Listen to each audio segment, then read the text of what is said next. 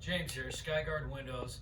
We're going to continue talking about some of the differences between your low-end and your high-end windows. So let's talk about coatings. There's this term in the business called low emissivity, and it sounds really fancy. Most people will say LowE coating. What that means, let's dispel the myths. For your low-end windows, they've got no coatings at all, which means as ultraviolet light passes through the window, there's nothing to buffer that ultraviolet radiation from coming into the home and just doling out and diminishing the appearance and longevity of everything in the home. So what the industry did is they put out what's called a hard coat of LowE.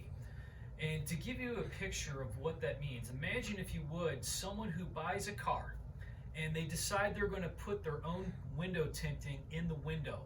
And you know it every time. When you're driving down the street, you see it and it's got all the bubbles in it and it just looks like a wreck. So imagine that in the industry as a single hard coat of LowE. Down the road, you'll start to see little flakes peeling off on the inside and falling in between the glass and the sash. Now, the industry's evolved beyond that. On a high-end window, you're going to have what's called two soft coats of LowE or low emissivity.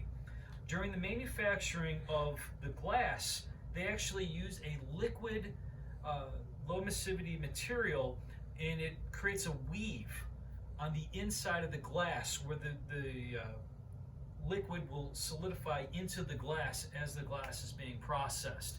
This would be equivalent to, again, that vehicle that you just took off the dealership lot, and it's got that beautiful tint that's uniform as you watch it drive down the road.